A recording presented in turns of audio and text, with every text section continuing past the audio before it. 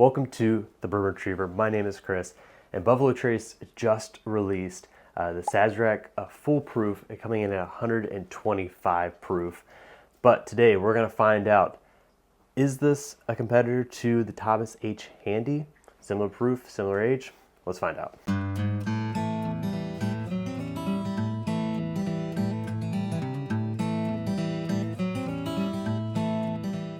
So I was able to get the Sazerac 125 proof and the 100 proof at Buffalo Trace when I was there doing the Blanton's Gold Pick.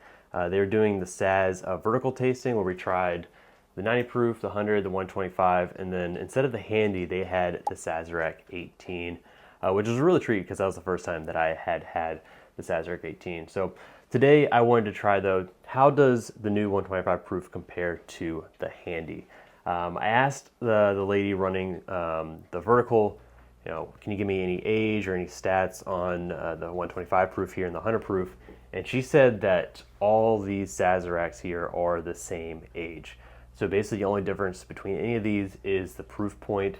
And then I also asked her, how much are they actually proofing down the Sazerac 125 proof here? And she said basically maybe 1 or 2 proof points, which does kind of make sense because this Handy here is coming in at 124.9 proof. So this batch itself could not even be the Sazerac foolproof because it is actually 0.1 below what it would need to be at foolproof. So before we jump into the lineup here of tasting them, some background facts on them really quick. You have the Sazerac 90 proof. This is the benchmark one. This is the one that's been in the market for ages. You have the Saz 100 proof. This is a new one that came out this year. I haven't really seen it in the market that much. There's a couple locations that have gotten it, but basically this is supposed to be just a cocktail mixer. Basically, Buffalo Trace wants this to be their well pour at bars or whatnot, and you can tell that also because this is coming in at a liter. The other ones here on the table are 750. This is the only one coming in at a liter. Then next you jump up to this new Saz 125 proof. Again, the only difference is now we're getting to 125, which is the full proof. That is what is going in at the barrel when they're aging it. And then last on the table here we have the Thomas H. Handy. This is coming from the Buffalo Trace Antique Collection that comes out every fall. And this is coming in at cask strength, not the full proof, which is the 125, which is what goes in the barrel. This is what it is at cask strength after they blend it and going into the bottle. Now before we jump further into these bottles here, YouTube is running out a new feature called Hype Button. I'm pretty sure it's just something that's basically more of like a super like. You get to do 3 a week on different videos on YouTube, and it helps small creators such as myself get recommended more to other viewers on the platform. So if you're finding this video informative or other videos that I'm putting out, please hit that like, not just the like, but the hype button, because that will help other people find the channel. Now, one last thing I forgot to mention as I was going through them is the price tag. The Sazerac 90 proof, you're looking at about 28 bucks. When you jump up to the 100 proof, then you get into $39.99. You are going up in proof and size. But interesting enough, when you go back to the Saz 125 proof, it is also $39.99. So it is the same price as the 100 proof here. I guess the rationale is just you're getting less of it. You're going from a liter to 750, and that is the pricing difference there. And then lastly here, the Thomas H. Handy. This is 150 bucks. You're not going to see it for 150 bucks because it is an allocated, hard to get bottle from the Antique Collection. So we're going to start our tasting here with the Saz 90 proof. We're going to go up in proof here, going from lowest to highest proof. I guess the only qualifier there is that we are flipping the Thomas H. Handy and the Sazerac 125 proof, but putting the Handy last because I think it is the de facto king, and we're going to find out, can the Saz 25 jump up ahead of the Thomas H. Handy. So let's jump into the 90 proof though. Okay, right off the bat, I think you can almost convince someone that this is a bourbon instead of a rye, which is how caramel forward it is and how sweet it is. The rye is very minimal in the background. It is still there a little bit, but almost just what a rye level would be in a high rye bourbon, not necessarily what you would find in a traditional rye. And then on the fruit notes there, get a little bit of like an orange marmalade. That sounds a little too fancy for something coming out of my mouth, but that is kind of the aroma that I am getting on the fruit notes there. I'm trying to expand my game here and give you guys some more high class fruit notes, but let's jump into the palate and see if it transitions. So right off the bat, that caramel sweet note is what is driving the palate on this. It is a nice, thick mouthfeel, that caramelness just going from beginning to end. And there's just a little bit of rye on the back end, but again, I think it's not really that noticeable for a rye. I think this is quintessential rye from Buffalo Trace. But again, I think this is just an all-around great rye. It is one of the top ryes that I recommend to people when they're getting into whiskey. And lucky enough, it is becoming more available now. You can see it almost, at least for around me, it's almost on everyone's shelf. So it is the one I go to because I think it is a good bourbon-friendly rye drinker. But we're gonna go and jump into the 100 proof now and see what does that 10 proof difference make. Cheers. Okay, so right off the bat, the caramel note is way down, and it's almost a little more rye forward, but it's almost a little more mellow. I don't know if it's because it's a fresh crack. This is the first time me opening it, but it is pretty mellow on the aroma there. I hate to say like almost air.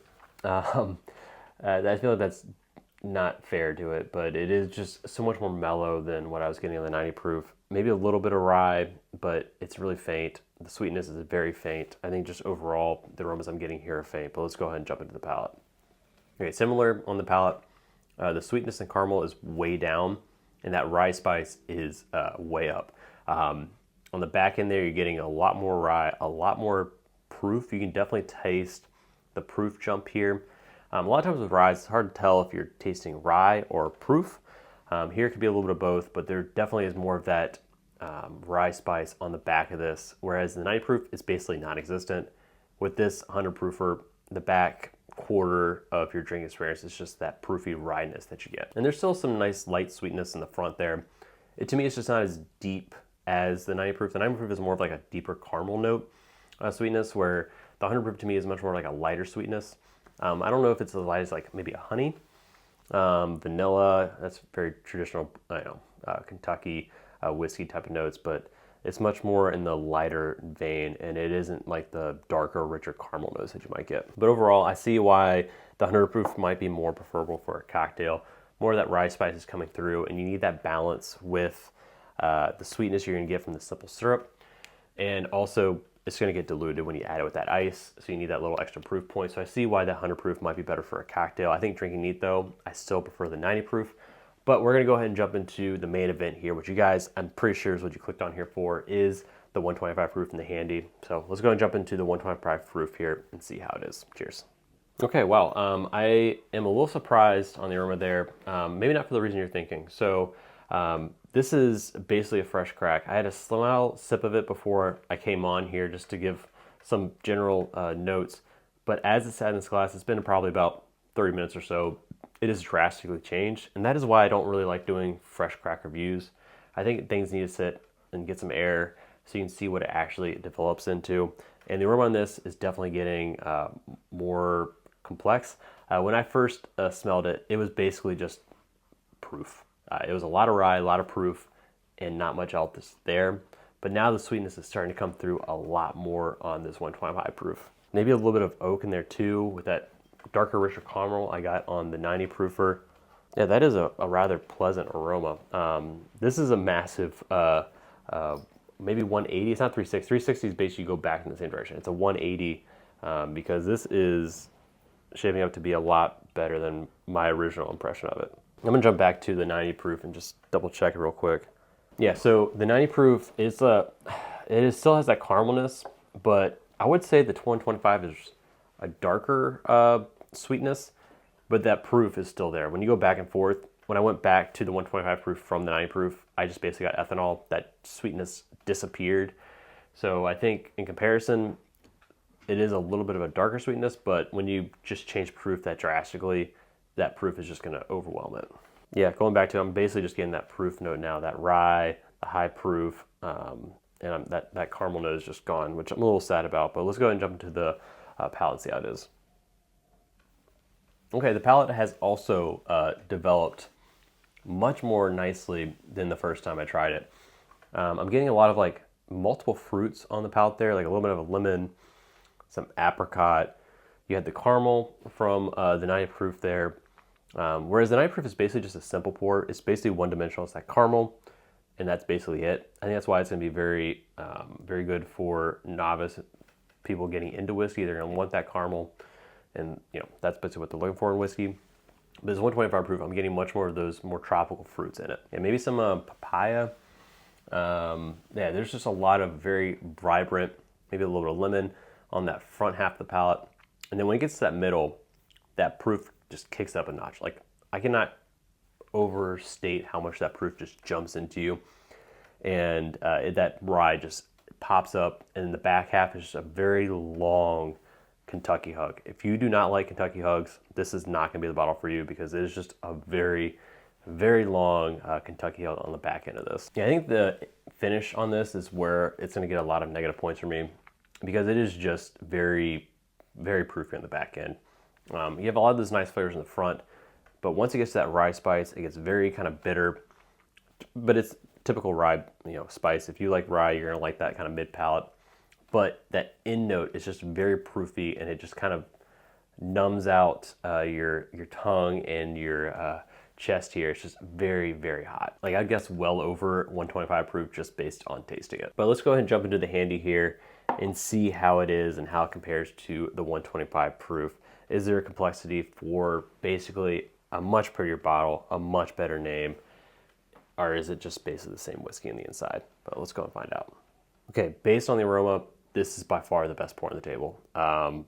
It is so, I don't want to use the word delicate, because that implies that it is very soft. It is just a ton of vibrant fruit notes on the aroma there.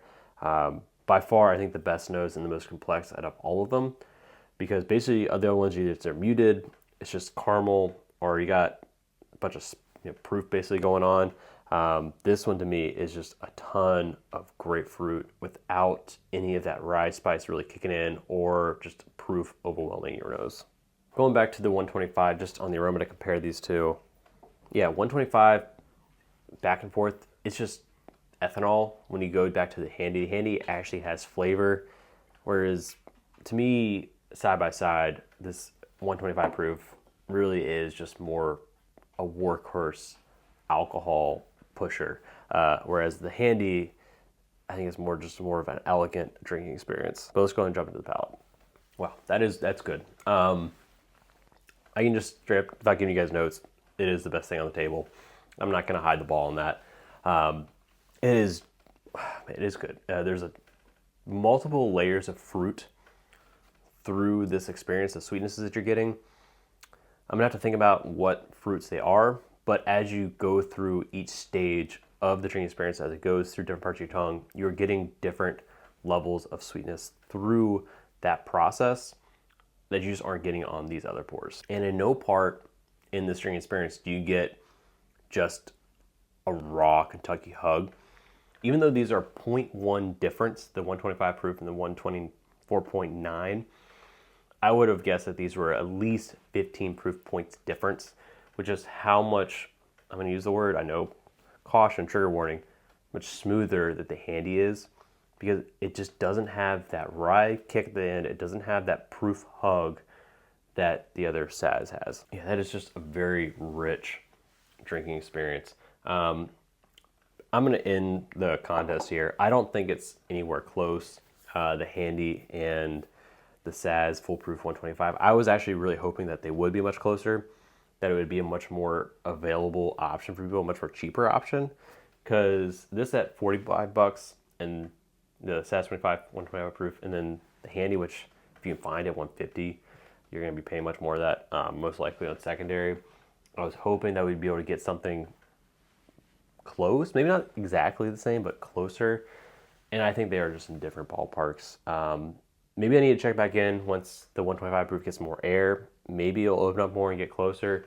But as it sits right now, I just do not think these are really, in my mind, that close. So now that we've found out that the handy, I think, is still the premier handy from this lineup, how do I think all these bottles kind of sit in the new structure of Saz they have now, with like releasing so many Saz products?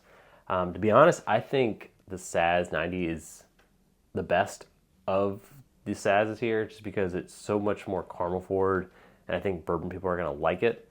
Whereas the 125 and the 100 proof to me are just basically more proof, which makes sense maybe if you're putting them in cocktails. I just don't know if people are paying $40 for a cocktail mixer. Like for me drinking neat, I'd much rather be drinking the 90 proofer. I think it has much more flavor. You don't have that harsh just burn and rye spice that you get from these other ones. And especially when you think about the price difference, this is much cheaper, like maybe $12 cheaper than both of these bottles. So the fact that it's cheaper, I think it drinks better. It's definitely the one I'm gonna wanna drink neat. Now you're putting things in cocktails. I can understand maybe buying the 125 or 100 proof over the 90 because it's not gonna get diluted in the water when you add the ice, and it's also gonna stand up to the sweetness of the simple syrups. So these are probably gonna be better for cocktails than the 90 proof, but I just don't make that many cocktails. So me personally, I'm probably skipping the 125 and the 100, and I'm just gonna be buying the 90 going forward. So those are my thoughts on the Sazerac lineup here. Leave a comment below on which of these is your favorite Sazerac. I'm very interested in finding out that. But before you head out, hit the subscribe button. That way you don't miss any future content. In addition, YouTube thinks you'll like this video, so check it out. And until next time, cheers.